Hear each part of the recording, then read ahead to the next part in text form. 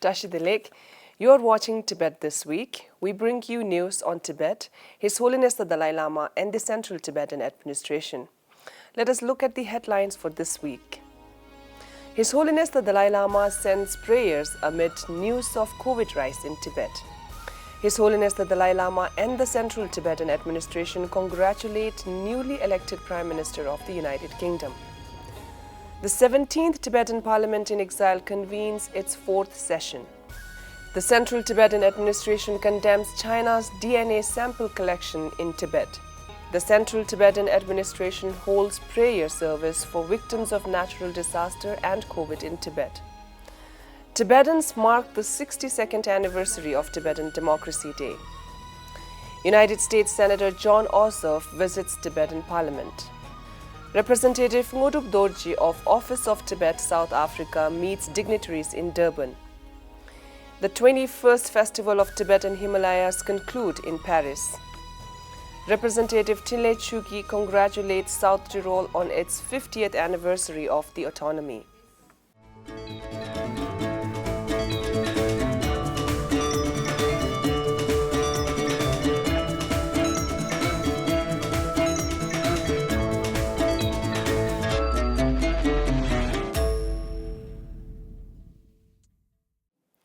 His Holiness the Dalai Lama offered his prayers to help subdue the sufferings of people amid the news of rise in COVID cases in Tibet and in China, and also kept the people of East Turkestan in his prayers on Wednesday this week, when His Holiness was offered a long life prayer by 5 organizations at the main temple in Dharamshala.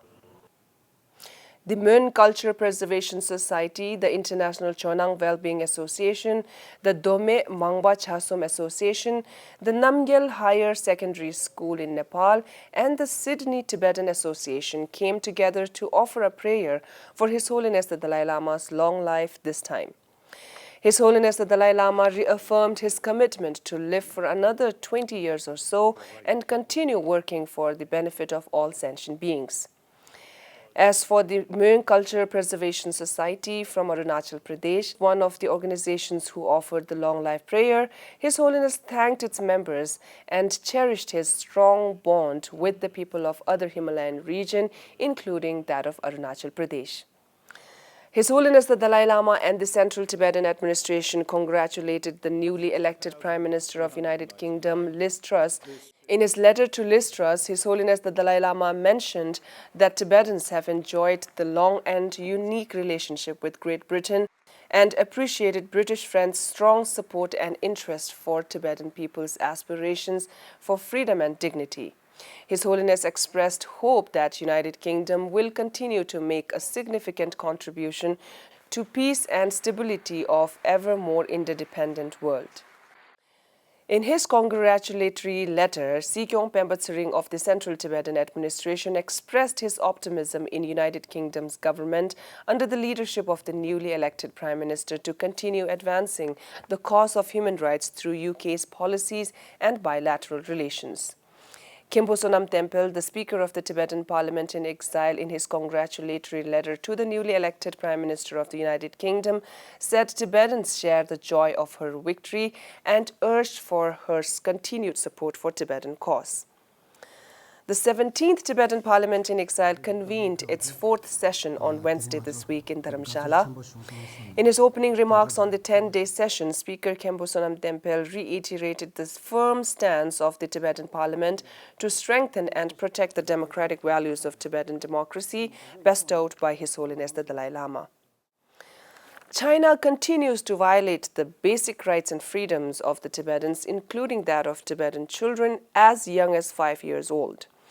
The Chinese officials across the so-called Tibet Autonomous Region have been collecting DNA samples from Tibetans, including that of kindergarten children, without their parents' consent as part of a crime detection campaign, Human Rights Watch said on Monday.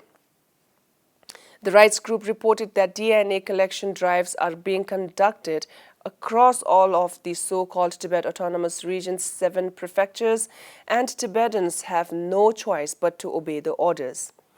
The report quoted Chinese officials as stating that the genetic sampling was intended to capture fleeing persons and equip public security agencies with the necessary tools to effectively crack down on criminal elements. According to the Human Rights Watch, China's collection of DNA samples for routine sharing with the police or other authorities with access to its database constitutes an interference or breach of confidentiality prohibited by international law.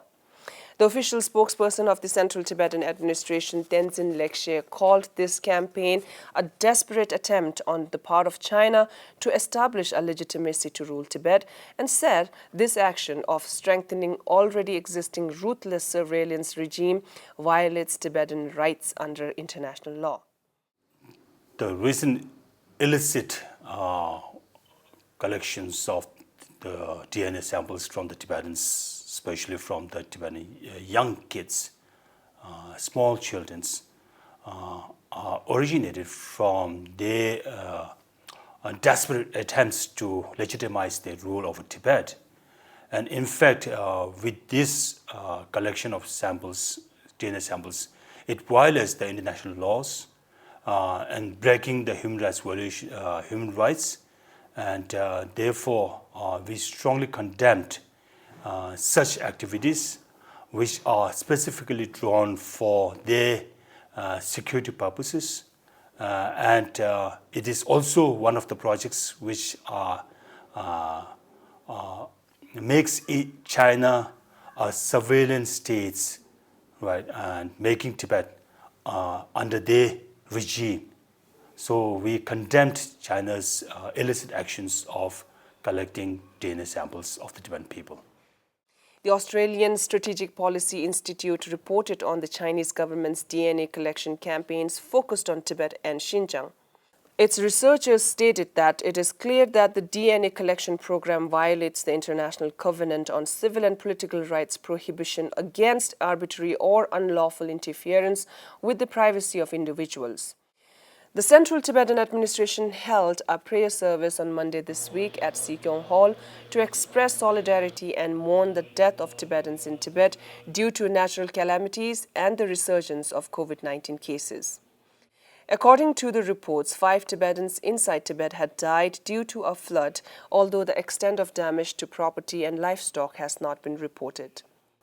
While taking note of the tightened COVID restrictions, Sikyong noted that the COVID restrictions have added to the hardship of the Tibetans inside Tibet, and while it is hard to confirm the number of casualties, Sikyong wished the affected Tibetans and Chinese a swift recovery. Tibetans in different parts of the world celebrated the 62nd anniversary of Tibetan Democracy Day. The Central Tibetan Administration celebrated the day at the courtyard of the main temple in Dharamshala on the 2nd September, the day on which the first elected representatives of the Tibetan Parliament in exile took their great oaths following the vision and leadership of His Holiness the Dalai Lama. The chief guest of the official celebration was Sri Vishal Nehria, a member of Legislative Assembly in Himachal Pradesh. The officiating Sikyong Kalyan Thalam Doma delivered Kashak's statement on Democracy Day, highlighting the important milestones of the Tibetan democracy from the establishment of the exile government in India to the devolution of political authority by His Holiness the 14th Dalai Lama to the elected Tibetan leadership.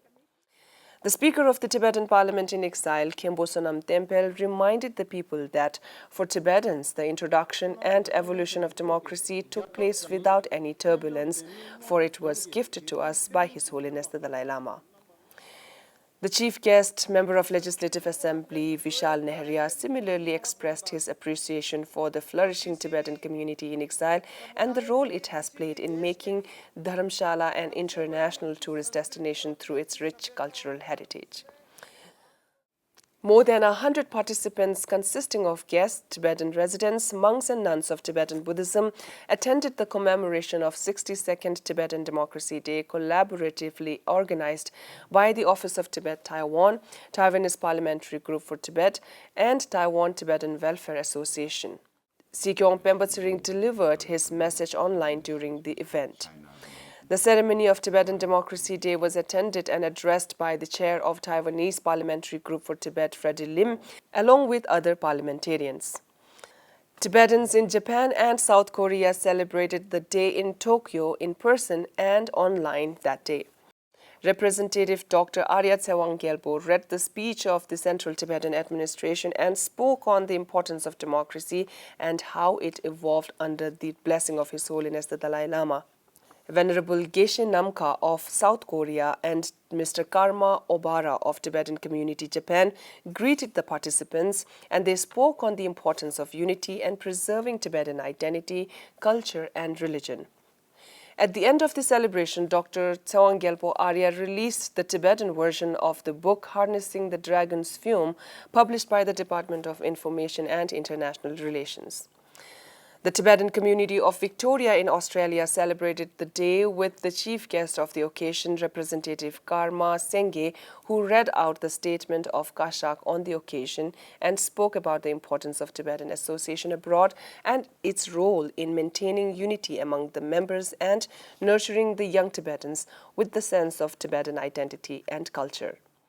Tenzin Phunzo Doring, a member of Tibetan Parliament who was invited as the guest of honor, delivered the statement of the Tibetan Parliament in Exile and spoke on the significance of Tibetan democracy and the importance of engaging the younger generation in the Tibetan struggle. A United States delegation led by Senator John Ossoff paid a visit to the Tibetan Parliament in Exile this week. The delegation was received by the Deputy Speaker Dromatsiring Tekang and other members of the Standing Committee and Parliamentary Secretariat staff. Members of the delegation were introduced to the functioning of the Tibetan Parliament in Exile and issues concerning Tibet and Tibetans. Welcoming the senator, the Deputy Speaker explained that the senator's visit sends a strong message to the international community as the Central Tibetan Administration is the legitimate representative of the Tibetan people and engagement with the Central Tibetan Administration is necessary for resolving Tibet's issue. Senator John Ossoff expressed his joy over witnessing the courage of Tibetans in their effort to sustain a government in exile. Representative Ngodup Dorji of South Africa's Office of Tibet visited the Durban region earlier this month and met His Excellency Prince Mangosuthu Buthelezi, President Emeritus and founder of Inkatha Freedom Party. Representative attended the launch of the Prince Buthelezi Foundation at Durban International Convention Center, which was attended by hundreds of guests, including many from diplomatic corps and representatives from various political parties, civil societies, and media. Representative read the message of His Holiness the Dalai Lama for the success of the foundation, where His Holiness expressed his hope that the foundation will bring hope and support to many of the poor and underprivileged.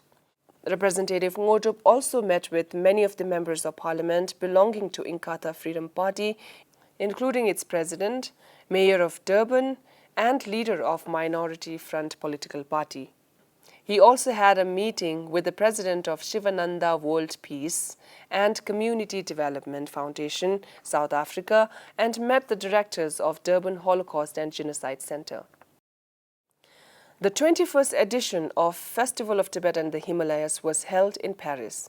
The Maison du Tibet, under the direct supervision of the Bureau du Tibet, organized this two-day festival from 3rd to 4th September. This year's theme was Water from the Roof of the World, the Rivers that Unite Us. Mayor Emmanuel Pierre-Marie and Representative Rigzin Gyengkhang inaugurated the festival. Municipal councillor at the Paris City Hall later joined the festivities. In her opening speech, Representative Gyengkhang recalled and paid tribute to Miss Yuthok, the first female representative of His Holiness the Dalai Lama in Paris, during whose mandate the Festival of Tibet and the Himalayas was established in the year 2000, without forgetting the precious work of her subsequent male predecessors. Various discussions were held on different topics, such as the current situation in Tibet, where Representative Gyengkhang and Mr. Pierre-Antoine Donnet, a scholar, journalist, and former editor-in-chief of AFP, participated. Over 5,000 people gathered together and discovered the rich culture of Tibet and the Himalayas. On the 50th anniversary of the Second Statute of Autonomy for South Tyrol, Representative Chukki, accompanied by the United Nations Advocacy Officer Condemns, joined the official celebration hosted in Merano, the city of South Tyrol, on Monday this week. While addressing the gathering, Representative Chukki extended greetings from His Holiness the Dalai Lama and the Central Tibetan Administration to the people and the autonomous government of South Tyrol. Highlighting His Holiness the Dalai Lama's first visit in South Tyrol 25 years ago, Representative Chukki congratulated South Tyrol for successfully overcoming the troubled times and bringing peace. She said South Tyrol is a benchmark for genuine autonomy, and the Tibetan people continue to keep hope and aspiration to enjoy genuine autonomy in Tibet. I think the South Tyrol and the autonomy and the entire challenge that you faced becomes a lesson to the entire world that where there is a will, where there are people who are willing to come together and work through the problems, there will always be possibility for peace, love, compassion, and for every human being to be treated with dignity. The celebration, presided over by the Governor of South Tyrol, Arno Kompascher, was partaken by Governor of Tyrol, Genther Platter, Austrian Federal Minister for the EU, Italian Minister of Economy and Finance, President of the Autonomous Province of Trento, and Minister-President of the German-speaking Community of Belgium, amongst other dignitaries. While in South Tyrol, Representative Thinlay also met with board members of Italy-Tibet Association and thanked them for their unwavering support and being with just cause of Tibet for all these long years. That is all for this week's edition of Tibet This Week. See you in the next edition. Have a good weekend.